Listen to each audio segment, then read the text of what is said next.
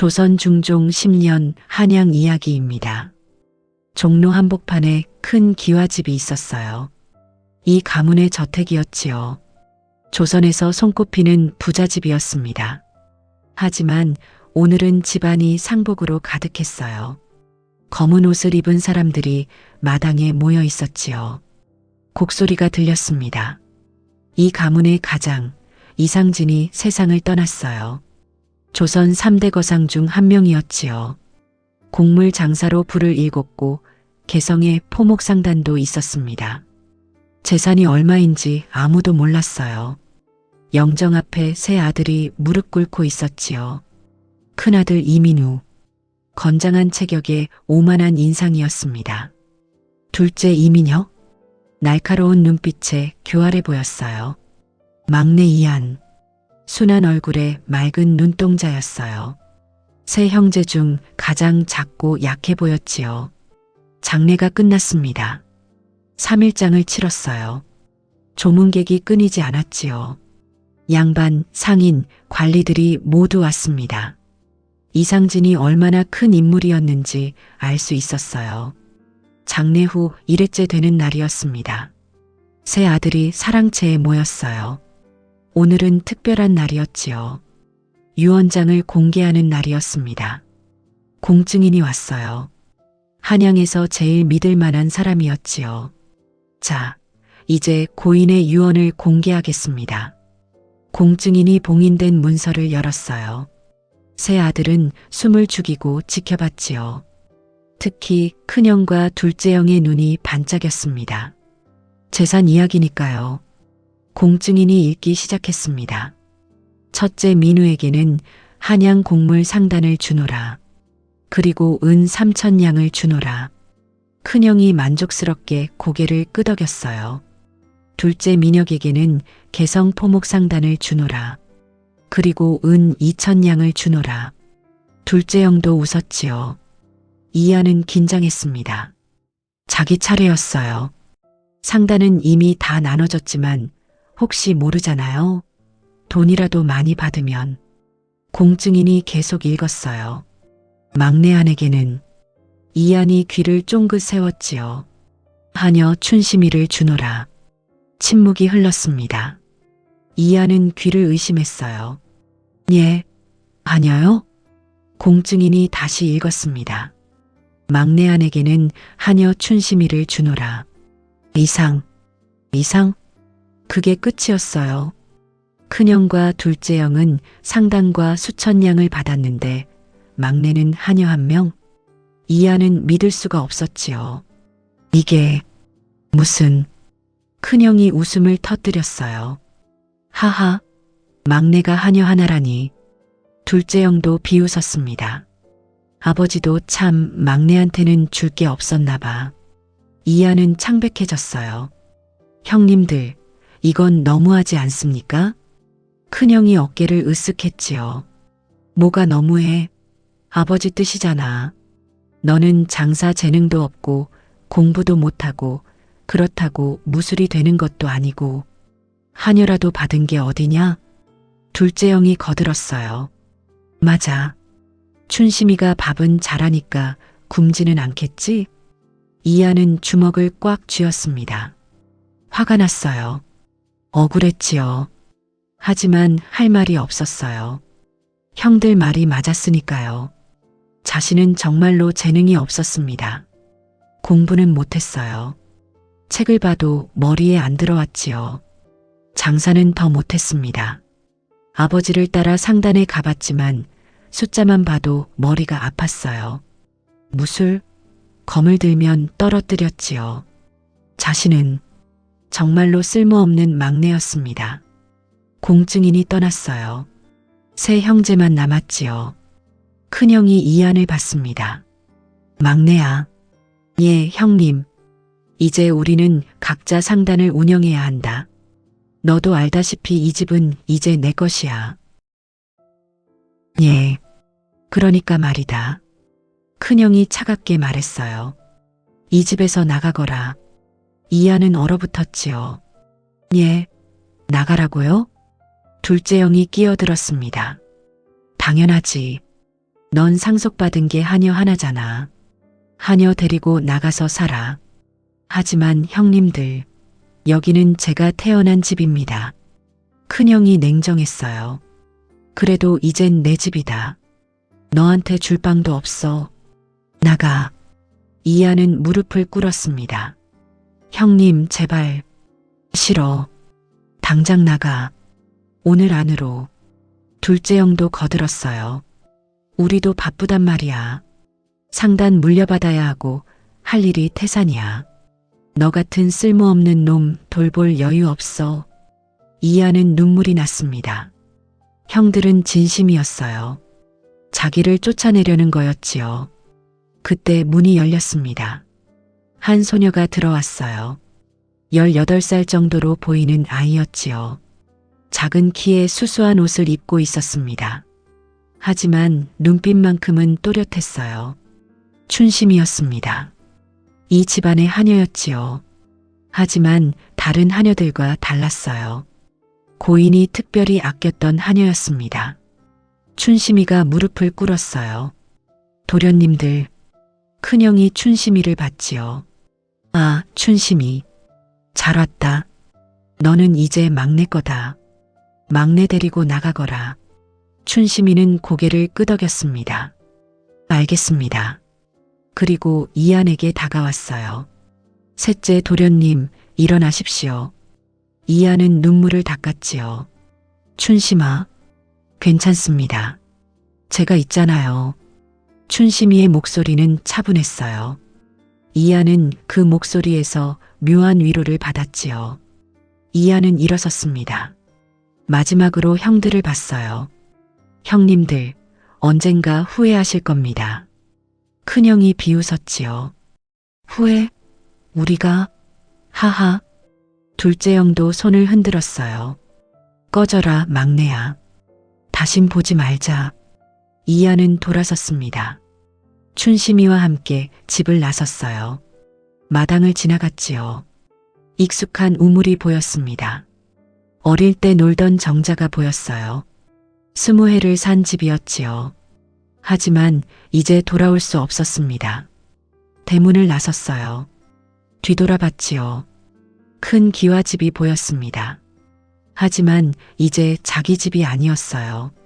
춘심이가 이한의 손을 잡았습니다. 도련님, 가십시다. 어디로? 일단 여관으로 가요. 제게 조금 있어요. 춘심이가 품에서 작은 주머니를 꺼냈어요. 은 10냥이 들어있었지요. 이게 제 전 재산이에요. 이걸로 시작합시다. 이하는 춘심이를 받습니다. 하녀 하나. 그게 자신이 상속받은 전부였어요.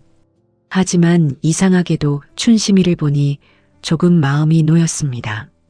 왜일까요? 두 사람은 한양 거리를 걸었어요. 해가 지고 있었지요. 그림자가 길게 늘어났습니다.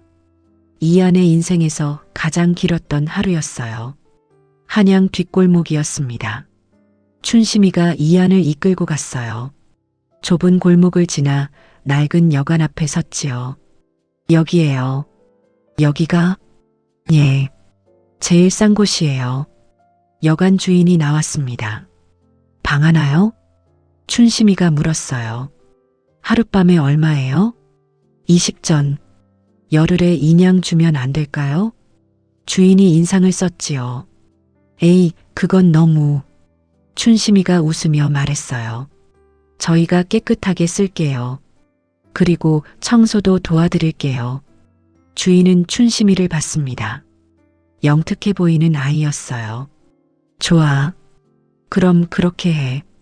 방을 얻었습니다. 작은 방이었어요. 창문도 작았지요. 하지만 비는 막을 수 있었습니다. 이하는 방바닥에 주저앉았어요. 이럴 줄이야. 춘심이가 옆에 앉았지요. 도련님, 응? 힘내세요. 어떻게 힘을 내? 난 아무것도 없어. 돈도 없고 재능도 없고. 춘심이가 이한의 손을 잡았습니다. 도련님한테는 제가 있잖아요. 이한은 춘심이를 봤어요. 18살 하녀였지요. 작고 여린 아이였습니다. 그런데 이상하게도 눈빛이 강했어요. 춘심아, 너는 두렵지 않니? 두렵죠.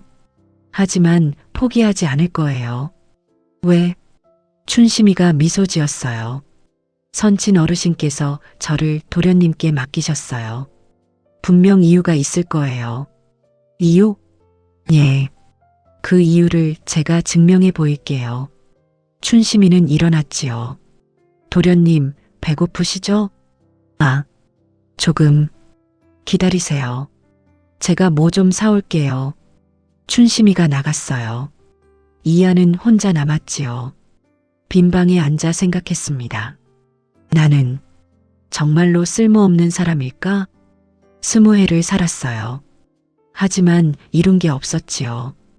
공부도 못했고 장사도 못했고 무술도 못했습니다. 형들 말이 맞았어요. 자신은 재능이 없었지요. 하지만 이대로 주저앉을 순 없어. 적어도 춘심이한테 짐이 되지 말자. 얼마 후 춘심이가 돌아왔어요. 손에 뭔가 들고 있었지요. 작은 보자기였습니다. 도련님, 드세요. 보자기를 풀었어요. 주먹밥 2개가 있었지요. 이게 시장에서 샀어요. 인양에 4개 샀는데 2개는 내일 아침 거예요. 주먹밥은 작았습니다. 하지만 따뜻했어요. 이하는 주먹밥을 한 입 베어 물었지요. 짜고 간단한 맛이었습니다. 하지만 눈물이 났어요. 어제까지만 해도 진수성찬을 먹었어요. 하인들이 시중 들었지요. 하지만 오늘은 뒷골목 여관에서 주먹밥 하나였습니다. 도련님, 왜 우세요? 아니야. 맛있어서. 춘심이도 주먹밥을 먹었어요. 천천히 소중하게요. 2 사람은 말없이 식사를 마쳤습니다. 밤이 깊었어요. 춘심이가 말했지요. 도련님, 주무세요. 내일부터 바쁠 거예요. 바빠? 뭐가? 장사요. 이하는 눈이 커졌어요. 장사? 우리가? 예. 제가 계획이 있어요. 무슨? 춘심이가 미소 지었습니다. 내일 보여드릴게요.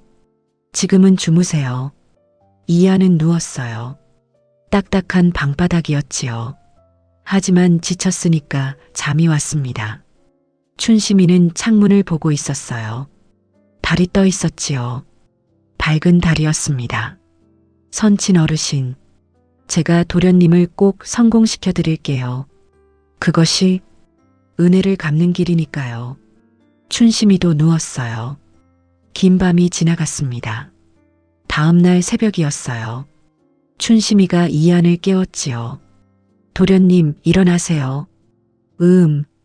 벌써? 예, 서둘러야 해요. 2 사람은 시장으로 갔습니다. 새벽 시장이었어요. 채소 파는 사람들이 벌써 와 있었지요. 춘심이가 무 파는 곳으로 갔어요. 아저씨, 무 얼마예요? 1개에 5전. 10개 사면 40전에 안 될까요? 에이, 그건. 춘심이가 웃으며 말했어요. 제가 자주 올게요. 단골 손님으로 해주세요. 장사치는 춘심이를 봤지요. 영리해 보이는 아이였습니다. 좋아. 40전. 춘심이는 무 10개를 샀어요. 남은 돈은 팔량 60전이었지요. 이한이 물었습니다. 춘심아, 무를 사서 뭐하게? 보세요. 춘심이는 여관으로 돌아왔어요. 주인에게 부탁했지요. 아주머니, 부엌 좀 빌려주세요. 부엌? 예, 요리 좀 할게요. 다 되면 아주머니 드릴게요. 주인은 허락했습니다. 춘심이는 부엌으로 들어갔어요. 무를 씻고 껍질을 벗기고 작게 썰었지요. 그리고 소금, 고춧가루, 마늘을 넣어 버무렸습니다. 깍두기였어요. 이한이 놀랐지요. 춘심아, 내가 요리를 할 줄 알아? 기본은 할 줄 알아요. 깍두기가 완성됐습니다. 춘심이는 깍두기를 작은 접시에 담았어요. 10접시였지요. 자, 이제 팔러 가요. 팔러? 어디에? 시장요. 두 사람은 시장으로 갔습니다. 사람들이 붐비는 곳이었어요. 춘심이는 한쪽 구석에 자리를 잡았지요. 깍두기 팝니다. 맛있는 깍두기. 사람들이 쳐다봤어요. 한 아주머니가 다가왔지요. 얼마야? 한 접시에 5전이에요. 5전? 비싸네. 춘심이가 웃었어요. 맛보세요. 맛없으면 돈 안 받을게요. 아주머니가 맛을 봤습니다. 눈이 커졌어요. 오, 이거 맛있네. 그죠? 사실 비밀 양념이 들어갔어요. 뭔데? 그건 비밀이에요. 하, 아주머니가 깍두기를 샀어요. 5전을 줬지요. 첫 장사 성공. 소문이 퍼졌습니다. 맛있는 깍두기를 파는 아이가 있다고요. 사람들이 모여들었어요. 한 접시, 두 접시, 세 접시. 2시간 만에 10접시가 다 팔렸습니다. 50전을 벌었어요. 무값 40전을 빼면 순이익이 10전이었지요. 이하는 믿을 수가 없었습니다. 춘심아, 우리가 돈을 벌었어. 춘심이가 웃었어요. 이게 시작이에요, 도련님. 시작? 예. 내일은 무 20개 살 거예요. 그럼 20전 벌 수 있어요. 그 다음엔 계속 늘려가는 거죠.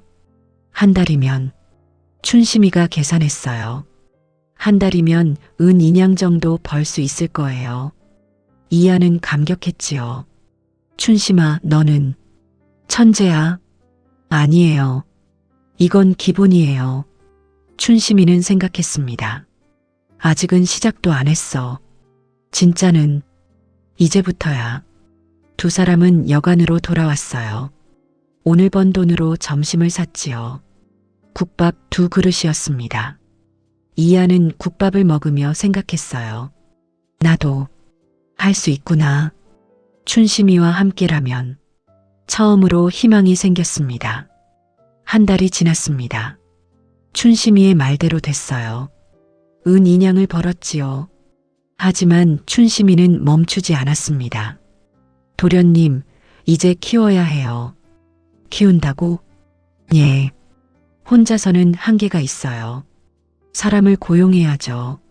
사람을? 우리가? 예. 춘심이는 시장에 광고를 냈어요. 일꾼 모집이라고요. 다음 날 2명이 왔습니다. 한 명은 중년 아저씨였어요. 이름은 김씨였지요.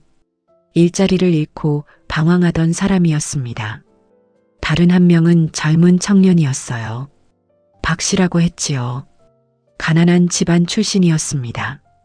춘심이가 말했어요. 하루에 10전씩 드릴게요. 그리고 밥도 제공하고요. 두 사람은 감격했지요. 정말이십니까? 예. 하지만 열심히 일하셔야 해요. 당연하지요. 일꾼이 생겼습니다. 이제 시스템이 생겼어요. 김 씨는 물을 사오는 일을 했지요. 춘심이가 알려준 대로 값을 깎고 좋은 물을 골랐습니다. 박 씨는 물을 다듬는 일을 했어요. 빠르고 정확하게 썰었지요. 춘심이는 양념을 만들었습니다. 비밀 레시피였어요. 그리고 이하는 배달을 했지요. 처음엔 서툴렀습니다.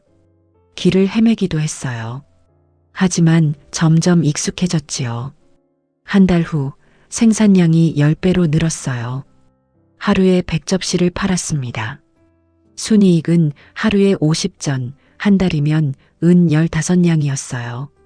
석 달이 지났습니다. 자본금이 은 50냥이 모였어요. 춘심이가 이한에게 말했지요.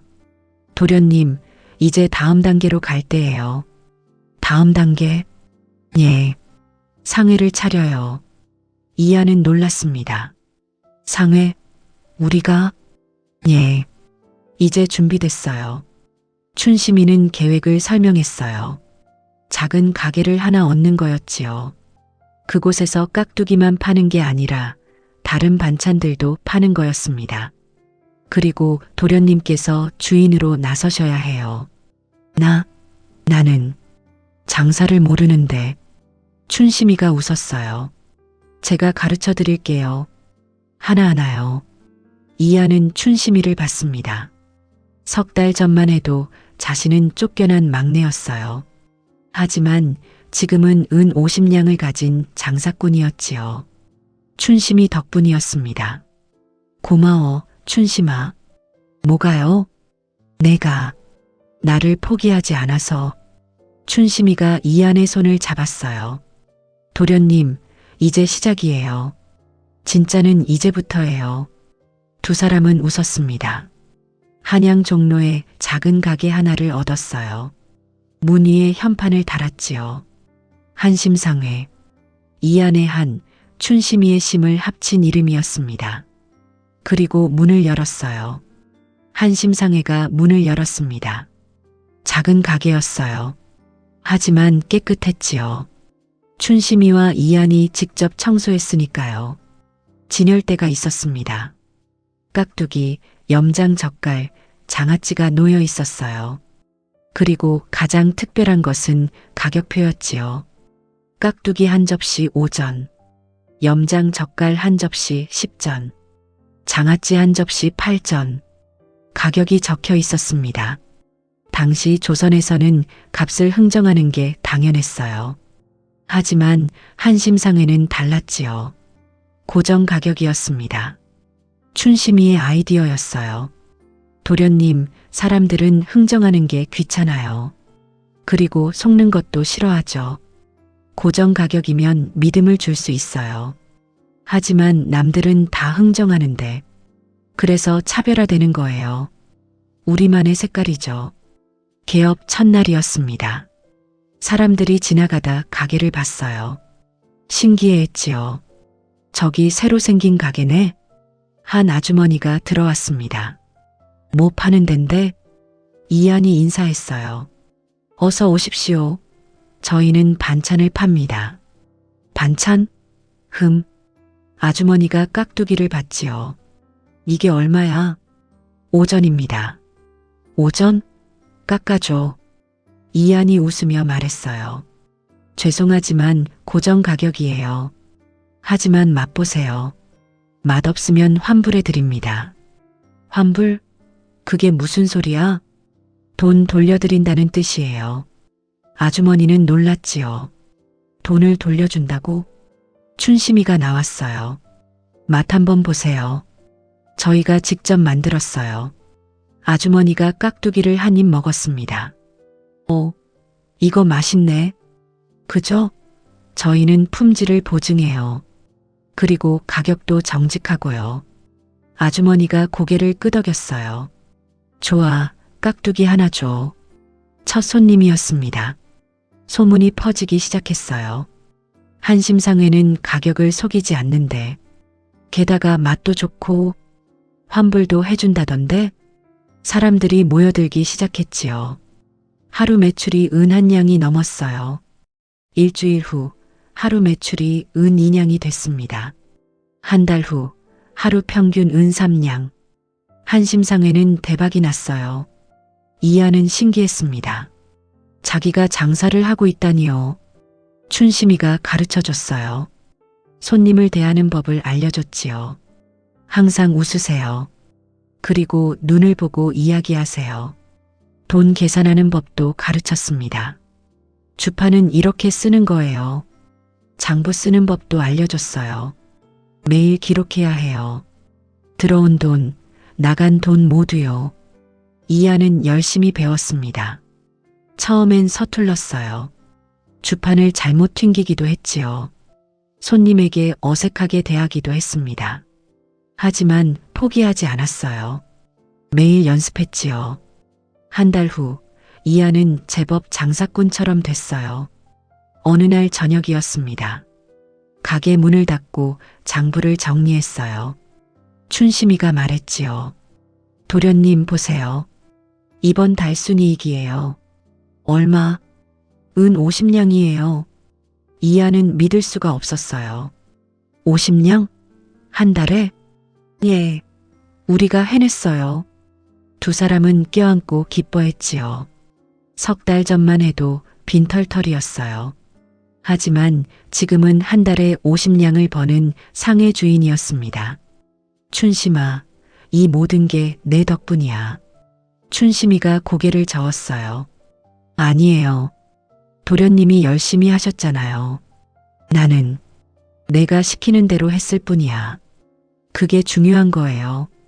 배우려는 자세요. 도련님은 정말 열심히 배우셨어요. 이하는 춘심이를 봤습니다. 18살 하녀였어요. 하지만 이제는 하녀가 아니었지요. 동업자였습니다. 아니, 스승이었어요.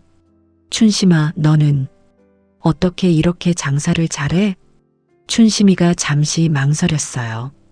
도련님, 사실은요. 응? 저 말씀드릴 게 있어요. 춘심이는 심호흡을 했습니다. 그리고 자신의 과거를 이야기하기 시작했어요. 춘심이는 천천히 말하기 시작했어요. 도련님, 저는 원래 하녀가 아니었어요. 이하는 눈이 커졌지요. 뭐라고? 제 아버지는 거상이었어요. 춘심이의 눈에 눈물이 맺혔습니다. 이름은 박상인이었어요. 10년 전만 해도 조선에서 5손가락 안에 드는 거상이었지요. 거상이라고? 예. 개성에 큰 상단이 있었어요. 청나라와 무역도 했고요. 저는 그 집 외동딸이었습니다. 춘심이는 옛 기억을 떠올렸어요. 어릴 때는 행복했어요. 큰 집에서 살았고 비단 옷을 입었고 맛있는 음식을 먹었지요. 그리고 아버지께서는 저를 무척 아꼈어요. 그런데 무슨 일이? 춘심이의 목소리가 떨렸습니다. 경쟁 상단의 음모였어요. 거짓 소문을 퍼뜨렸지요. 우리 상단이 불량품을 판다고요. 그리고 관리를 매수해서 아버지를 고발했어요. 그래서 아버지는 억울했지만 싸울 수 없었어요. 힘이 없었으니까요. 결국 상단은 파산했고 우리 집안은 몰락했지요. 춘심이가 눈물을 닦았어요. 어머니는 충격으로 돌아가셨어요. 아버지는 빚쟁이들에게 쫓기다 병을 얻어 돌아가셨고요. 저는 10살에 혼자 남았습니다. 춘심아, 그때 선친 어르신께서 저를 사셨어요. 이 가문의 하녀로요. 이하는 놀랐지요. 아버지께서? 예. 하지만 다른 하녀들처럼 대하지 않으셨어요. 특별히 교육을 시켜주셨지요. 춘심이는 미소 지었어요. 글을 가르쳐 주셨어요. 주판도 가르쳐 주셨고요. 그리고 가장 중요한 건 뭔데? 장사를 가르쳐 주셨어요. 춘심이의 눈이 반짝였습니다. 선친 어르신께서는 저에게 몸소 장사를 가르치셨어요. 상단에 데리고 가서 거래하는 법을 보여주셨지요. 주판 쓰는 법, 장부 쓰는 법, 협상하는 법, 물건값 매기는 법, 모든 걸 가르쳐 주셨어요. 이하는 깨달았습니다. 그래서 내가 이렇게 장사를 잘하는 거구나. 예. 선친 어르신께서는 제게 말씀하셨어요. 춘심아, 너는 타고난 장사꾼이다. 언젠가 쓸 날이 올 것이다 라고요. 춘심이가 이한을 봤어요. 그리고 돌아가시기 전에 말씀하셨어요. 막내를 부탁한다. 그 아이는 착하지만 세상 물정을 몰라. 내가 도와다오라고요. 이하는 가슴이 뭉클했습니다. 아버지께서 그런 뜻으로. 예. 유언장에 제 이름만 적으신 이유를 이제 아시겠죠? 이하는 고개를 끄덕였어요. 아버지는 알고 있었던 거예요. 춘심이가 보물이라는 것을요. 큰형과 둘째 형에게는 상당과 돈을 줬지만 막내에게는 더 귀한 것을 준 거였지요. 사람을 준 겁니다. 춘심아, 고마워. 정말 고마워. 춘심이가 웃었어요. 저야말로 감사해요, 도련님. 선친 어르신의 은혜를 갚을 기회를 주셔서요. 앞으로도 부탁해. 예. 함께 조선 최고 상단을 만들어요. 두 사람은 손을 맞잡았습니다. 동업자에서 진정한 파트너가 됐어요. 3개월이 더 지났습니다. 한심상회는 계속 성장했어요. 이제 하루 매출이 은 5냥이 넘었지요. 한 달이면 150냥, 자본금이 은 500냥을 돌파했습니다. 춘심이가 제안했어요. 도련님, 이제 확장해야 해요. 확장? 예. 지점을 내는 거예요. 이하는 놀랐지요. 지점? 벌써? 때가 됐어요. 한양만으로는 부족해요. 개성, 의주까지 뻗어나가야죠. 하지만 그렇게 큰 일을 춘심이가 이한의 손을 잡았어요. 도련님, 도전하지 않으면 성장할 수 없어요. 저를 믿으세요. 이한은 춘심이를 봤습니다. 석 달 전 자신을 밑바닥에서 구해준 사람이었어요. 그리고 여기까지 이끈 사람이지요. 좋아. 해보자. 한심상의 확장 준비가 한창이었습니다. 어느 날 오후였어요. 가게 문이 열렸지요. 손님인 줄 알고 이한이 인사했습니다. 어서 오십. 말이 멈췄어요. 들어온 사람은 큰형 이민우였습니다. 6개월 만에 재회였어요. 큰형은 이한을 봤지요. 그리고 가게 안을 둘러봤습니다. 깨끗한 가게였어요. 손님들이 북적였지요. 진열대에는 물건이 가득했습니다. 큰형의 얼굴이 일그러졌어요. 막내야. 형님. 내가 장사를 한다더니 여기. 예, 형님. 제 가게입니다. 큰형이 비웃었어요. 허허, 고작 이런 초라한 상회. 춘심이가 나왔지요. 큰도련님, 어서 오세요. 큰형이 춘심이를 노려봤습니다. 춘심이, 내가 막내를 부추긴 거냐? 부추긴 게 아니라 도운 겁니다. 감히 말대꾸를. 너는 우리 집안 하녀인데. 춘심이가 당당히 말했어요. 저는 셋째 도련님의 사람입니다. 하녀가 아니에요. 큰형은 분노했지만 할 말이 없었어요. 유언장에 춘심이를 막내에게 줬다고 명시돼 있었으니까요. 큰형이 이한에게 말했지요. 막내야, 장사 그만둬라. 왜요, 형님? 우리 이 가문은 대대로 곡물과 포목상단을 해왔다. 반찬 장사 같은 천한 일을. 이한이 끼어들었어요. 형님, 장사에 귀천이 어디 있습니까? 큰형이 얼굴이 붉어졌지요. 뭐라고? 저는 제 길을 가고 있습니다. 형님도 형님 상단을 운영하시고 저는 제 상회를 키우는 겁니다. 그래, 좋아. 하지만 명심해라. 우리 앞길을 막으면. 춘심이가 웃으며 말했어요. 앞길을 막기는요. 저희는 반찬 장사예요. 큰 도련님은 곡물 상단이시잖아요. 겹치지도 않아요. 큰형은 할 말을 잃었지요. 사실이었어요. 업종이 달랐습니다. 큰형이 문을 박차고 나갔어요. 좋아, 두고 보자. 이하는 한숨을 쉬었지요. 형님이 화나신 것 같아. 춘심이가 어깨를 두드렸어요. 괜찮아요. 우리가 성공하는 모습을 보면 형님도 인정하실 거예요. 며칠 후 둘째 형 이민혁도 나타났습니다. 개성에서 소문을 듣고 온 거였어요. 둘째 형은 더 노골적으로 화를 냈지요. 막내 주제에 감히 장사를 해? 형님, 저는. 입 닥쳐. 내가 망신이야. 이 가문에. 둘째 형이 춘심이를 가리켰어요. 다 인연 때문이지? 하녀 주제에 도련님을 꼬드겨. 춘심이는 침착했습니다. 둘째 도련님, 저는 선친 어르신의 명을 따를 뿐입니다. 뭐? 유언장에 명확히 적혀 있잖아요. 저는 셋째 도련님의 사람이라고요. 둘째 형은 이를 갈았지요. 좋아, 좋아. 막내야, 내가 어디까지 가나 보자. 하지만 우리 상단 영역을 건드리면. 이한이 말했어요.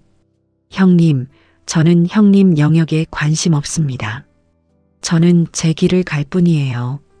둘째 형도 화가 나서 나갔습니다. 춘심이가 걱정스럽게 물었어요. 도련님, 괜찮으세요? 응. 속상하긴 하지만 어쩔 수 없지. 형들은 날 인정 안 해. 언젠가 인정받으실 거예요. 우리가 성공하면요. 이하는 고개를 끄덕였어요. 그리고 다짐했지요. 형들에게 인정받고 싶어. 내가 무능한 막내가 아니라는 걸 증명하고 싶어. 한 달 후였습니다. 갑자기 문제가 생겼어요. 원자재 공급이 끊긴 겁니다. 김 씨가 황급히 달려왔어요. 도련님, 큰일 났습니다. 무슨 일이에요? 물을 파는 장사치가 저희한테 안 판대요. 뭐라고? 춘심이도 놀랐지요. 왜요? 모르겠어요. 그냥 안 판다고만. 이양과 춘심이는 직접 시장으로 갔습니다. 무 장사치를 찾아갔어요. 아저씨, 왜 저희한테 안 파시는 거예요? 장사치는 미안한 표정이었지요. 미안하네. 하지만 나도 어쩔 수 없어. 무슨 뜻이에요? 위에서 너희한테 팔지 말라고 했어. 위에서? 장사치가 작은 목소리로 말했어요. 큰 상단에서 압력을 넣었어. 너희한테 물건 팔면 우리도 장사 못하게 한다고. 이하는 깨달았습니다. 형들이. 춘심이도 얼굴이 굳었어요. 큰형의 곡물 상단과 둘째 형의 포목 상단이 손을 잡은 거였어요. 시장의 장사치들에게 압력을 넣어 한심상회의 물건을 팔지 못하게 한 겁니다. 가게로 돌아왔어요. 이하는 주저앉았지요. 이럴 수가. 형들이 이렇게까지. 재고가 떨어지고 있었어요. 이틀이면 물건이 다 떨어질 거였지요. 물건이 없으면 장사를 할 수 없습니다. 가게 문을 닫아야 했어요. 이하는 절망했지요. 춘심아, 우리 끝인가? 춘심이는 생각에 잠겼습니다. 한참을 고민하더니 번쩍 눈이 빛났어요. 도련님, 방법이 있어요. 뭔데? 한양이 전부가 아니에요. 무슨 뜻이야? 춘심이가 설명했어요. 형님들의 영향력은 한양에만 미쳐요. 하지만 개성, 의주는 다르죠. 특히 의주는 국경 무역도시예요. 의주? 예. 의주에는 청나라 상인들이 많아요. 그들한테서 물건을 사올 수 있어요. 이하는 눈이 커졌지요. 그래, 그거야. 그리고요. 춘심이의 눈이 반짝였습니다. 의주에서는 한양이 없는 물건들을 구할 수 있어요. 청나라 비단, 약재, 모피 이런 걸 수입해서 한양에 팔면 대박이에요. 이하는 감탄했어요. 춘심아, 넌 진짜 천재야. 서두르세요. 내일 당장 의주로 출발해야 해요. 다음 날 새벽 두 사람은 의주로 향했습니다. 김 씨와 박 씨에게 가게를 맡기고요. 의주까지는 열흘이 걸렸어요. 먼 길이었지요. 하지만 희망을 품고 갔습니다. 의주에 도착했습니다. 국경 도시였어요. 압록강이 보였지요. 강 건너편이 청나라였습니다. 거리는 북적였어요. 조선 상인, 청나라 상인, 일본 상인들이 뒤섞여 있었지요. 춘심이가 말했어요. 도련님, 저 따라오세요. 어디로? 청나라 상인 거리로요. 두 사람은 강변으로 갔습니다. 청나라 상인들이 물건을 펼쳐놓고 있었어요. 비단, 약재, 모피, 도자기. 춘심이가 한 상인에게 다가갔어요. 그리고 놀랍게도 청나라 말로 말하기 시작했습니다. 니하오, 워샹 마이 둥시. 안녕하세요. 물건 사고 싶어요. 청나라 상인이 놀랐지요. 니 후이 슈오하니. 청나라 말을 하네. 이안도 깜짝 놀랐어요. 춘심아, 내가 청나라 말을? 춘심이가 웃었어요. 어릴 때 아버지한테 배웠어요. 무역 상인은 외국어를 할 줄 알아야 한다고요. 춘심이는 청나라 상인과 협상을 시작했습니다. 처음에 상인이 높은 값을 불렀어요. 하지만 춘심이는 협상의 달인이었지요. 이 비단은 조선에서 인기가 많아요. 제가 대량으로 사갈 테니 값을 깎아주세요. 그리고 앞으로도 계속 거래하고 싶어요. 단골 거래처로 해주시면 어떨까요? 상인은 생각했어요. 단골 거래처라면 장기적으로 이득이지요. 좋아. 조금 깎아주지. 거래 성사. 춘심이는 청나라 비단을 대량으로 샀어요. 한양 시세의 반값이었지요. 이하는 감탄했습니다. 춘심아, 대단해. 이제 시작이에요. 춘심이는 다른 상인들과도 거래했습니다. 약재를 샀어요. 모피도 샀지요. 도자기도 구매했습니다. 며칠 동안 의주에서 물건을 모았어요. 그리고 수레에 가득 실어 한양으로 돌아갔습니다. 한양에 도착했어요. 한심상회에 청나라 물건들을 진열했지요. 청나라 비단, 귀한 약재, 따뜻한 모피, 소문이 퍼졌습니다. 한심상회에 청나라 물건이 있대. 값도 싸다던데? 품질도 좋고 사람들이 몰려들었어요. 청나라 비단은 날개 돋친 듯 팔렸지요. 한양 시세의 반값이었으니까요. 하지만 한심상회는 70%로 팔았습니다. 그래도 싼 거였어요. 그리고 이익률이 40%. 약재도 대박이었어요. 귀한 약재를 싸게 구해왔으니까요. 모피는 겨울이 다가오니 더 잘 팔렸지요. 일주일 만에 모든 물건이 팔렸습니다. 이익이 얼마였을까요?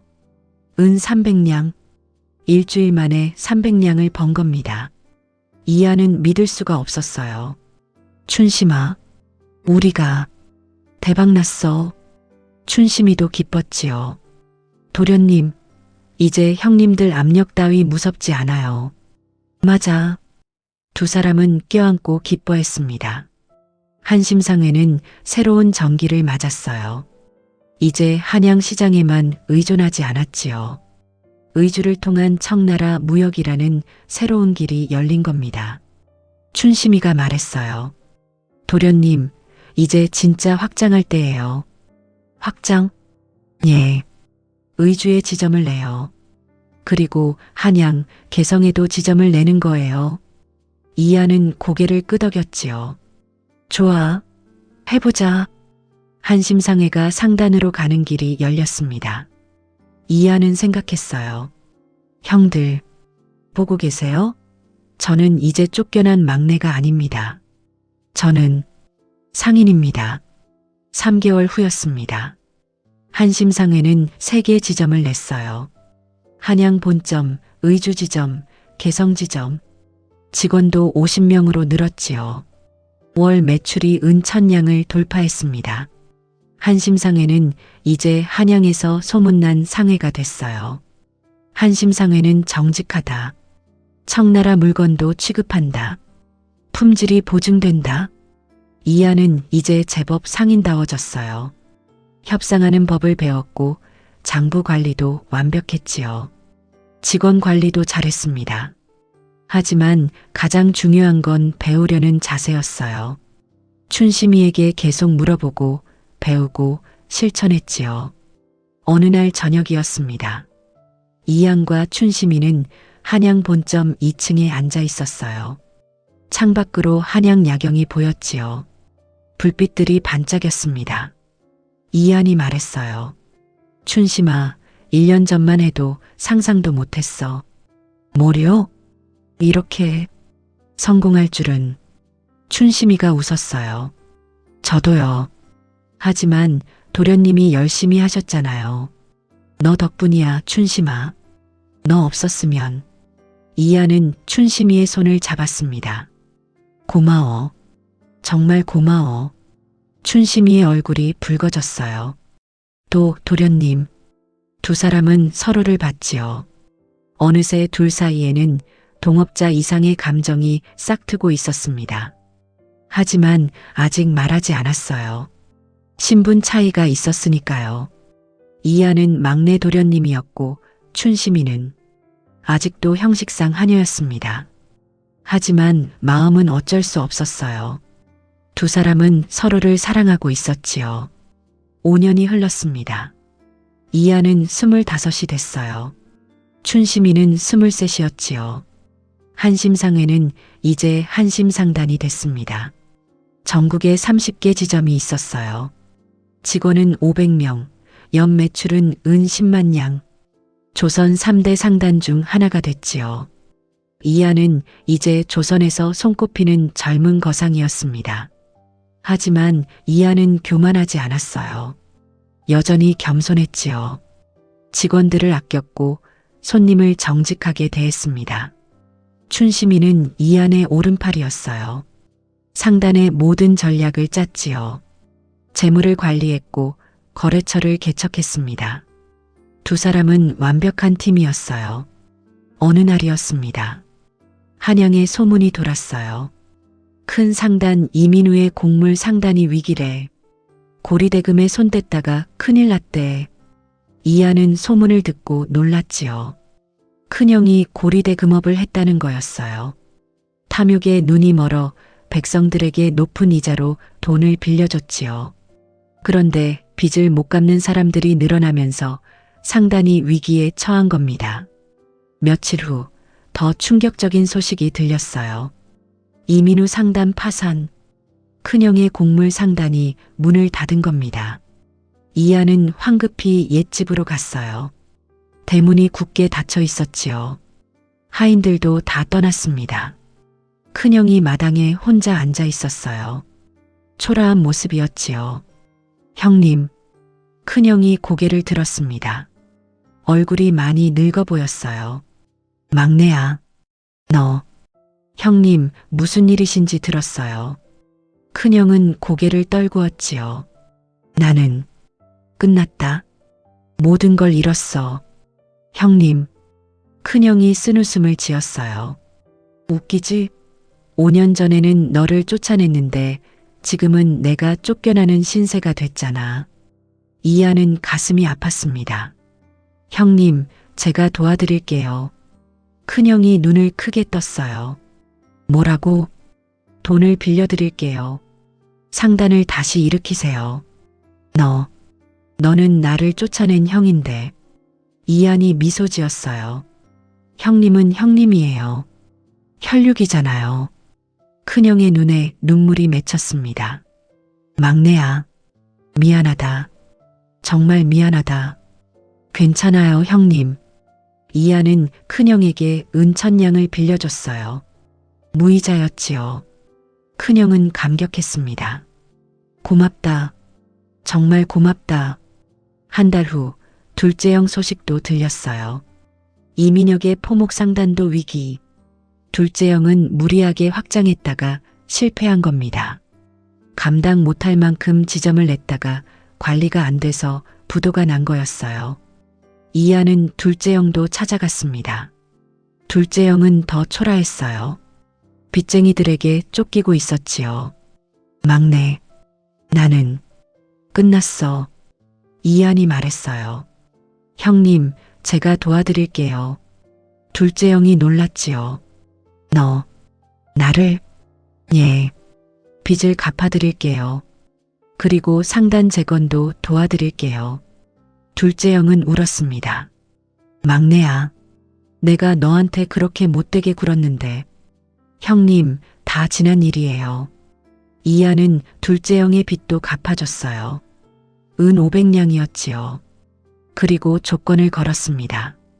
형님, 이제부터는 제대로 장사하세요. 욕심 부리지 마시고요. 알겠다. 고맙다, 막내야. 두 형은 막내에게서 도움을 받았어요. 그리고 깨달았지요. 자신들이 얼마나 오만했는지를요. 5년 전 하녀 하나만 받은 막내를 비웃었어요. 하지만 그 막내가 이제 자기들을 구하고 있었습니다. 두 형은 각성했어요. 이제부터 제대로 살겠다고 다짐했지요. 10년이 흘렀습니다. 이하는 30살이 됐어요. 춘심이는 28이었지요. 한심상단은 이제 조선 최대 상단이었습니다. 전국에 100개 지점이 있었어요. 직원은 2,000명, 연 매출은 은 50만 냥. 조선 1등 상단이었지요. 사업 영역도 다양했어요. 곡물, 포목, 청나라 무역, 약재, 그리고 새로운 사업인 환전업까지 춘심이의 아이디어였어요. 전국을 오가는 상인들을 위해 환전 서비스를 제공하는 거였지요. 수수료를 받았지만 편리하니까 상인들이 환영했습니다.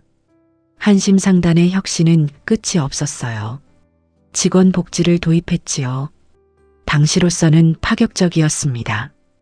1년에 열흘 쉬게 해주기, 아플 때 치료비 지원, 노후 대비 적금.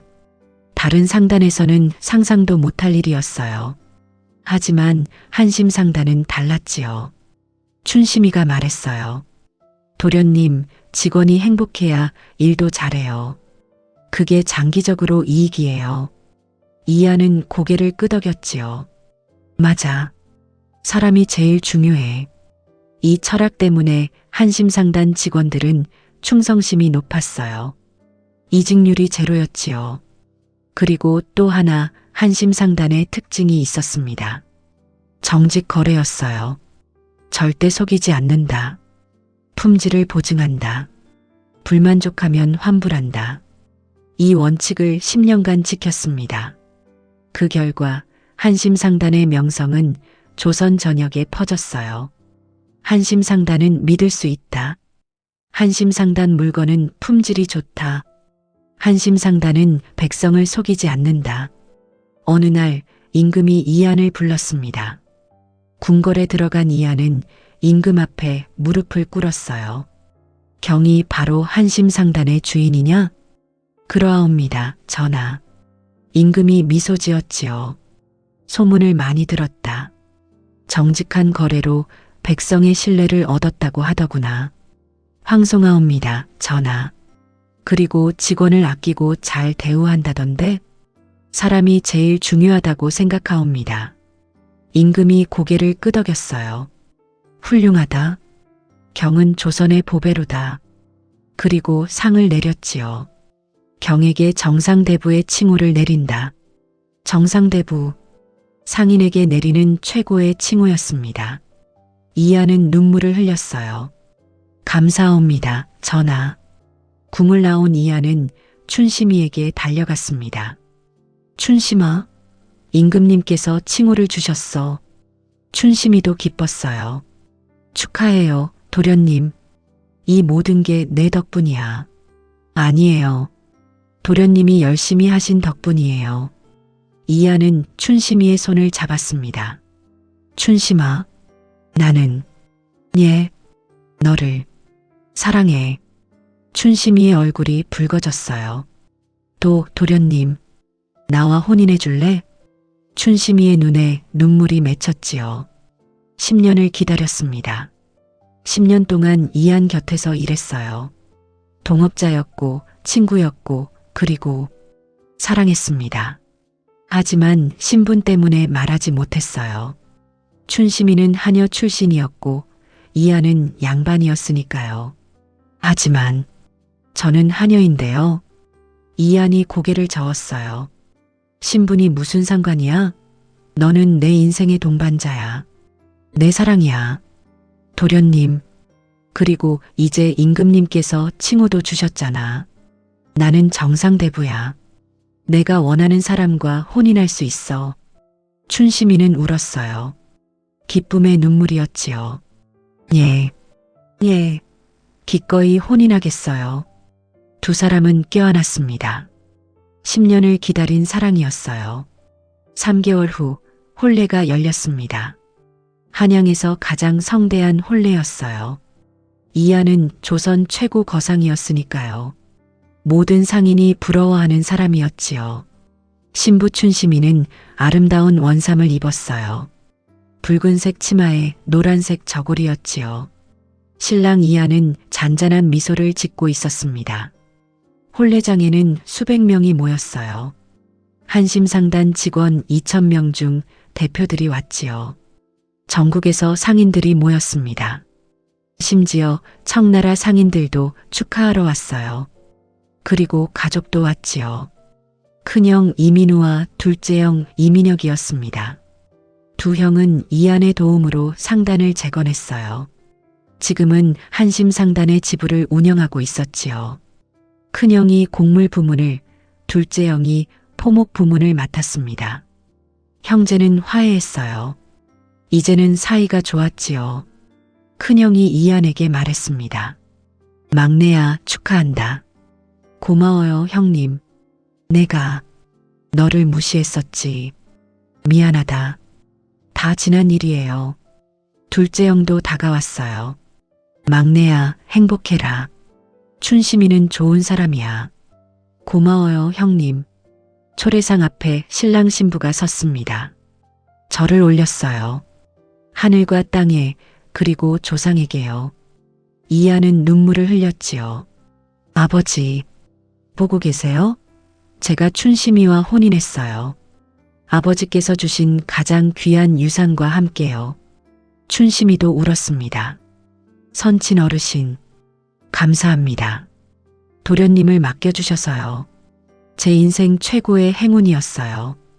혼례가 끝났어요. 잔치가 벌어졌지요. 음식과 술이 풍성했습니다. 사람들이 웃고 노래하고 춤췄어요. 이안과 춘심이는 신방에 들었습니다. 촛불이 은은하게 방을 밝혔어요. 춘심이가 말했어요. 도련님, 아니, 이제 서방님이라고 불러야죠? 이안이 웃었어요. 편한 대로 불러. 서방님, 행복해요. 나도 그래. 두 사람은 서로를 안았습니다. 10년을 함께 일했어요. 밑바닥에서 정상까지 함께 올라왔지요. 그리고 이제 부부가 됐습니다. 춘심아, 고마워. 나를 포기하지 않아서. 저야말로 감사해요. 저를 믿어주셔서. 앞으로도 계속 함께하자. 물론이에요. 평생요. 두 사람은 오래 서로를 안고 있었어요. 창밖에서 달이 밝게 빛났습니다. 1년 후 아들이 태어났어요. 건강한 사내아이였지요. 이안은 아들을 안고 울었습니다. 춘심아, 우리 아들이야. 예, 서방님. 아이의 이름은 상민이라 지었어요. 상인의 백성이라는 뜻이었지요. 2년 후 딸이 태어났습니다. 이름은 서연이었어요. 3년 후 둘째 아들이 태어났지요. 이름은 민준이었습니다. 이안의 가정은 행복으로 가득했어요. 20년이 흘렀습니다. 이안은 50살이 됐어요. 춘심이는 48이었지요. 한심상단은 이제 조선 역사상 최대의 상단이 됐습니다. 전국에 200개 지점이 있었어요. 직원은 5,000명, 연 매출은 은백만 냥, 상상도 못할 규모였지요. 청나라, 일본과도 무역했습니다. 한심상단 배가 바다를 오가며 물건을 실어 날랐어요. 이안은 이제 조선뿐 아니라 동아시아 최고의 거상이었습니다. 하지만 이안은 여전히 겸손했어요. 직원을 아꼈고 백성을 생각했지요. 정직한 거래 원칙을 30년간 지켰습니다. 한심상단은 장사만 한 게 아니었어요. 자선사업도 했지요. 가난한 아이들을 위한 서당, 무료 급식소, 홀로 사는 노인 지원. 이안과 춘심이는 번 돈의 일부를 백성을 위해 썼습니다. 사람들은 이안을 존경했어요. 이안 대인은 조선의 자랑이다. 부자지만 교만하지 않다. 백성을 아끼는 진정한 거상이다. 어느 날 이안은 은퇴를 결심했습니다. 50살이 됐으니 이제 자식들에게 물려줄 때였어요. 큰아들 상민이가 한심상단을 물려받았지요.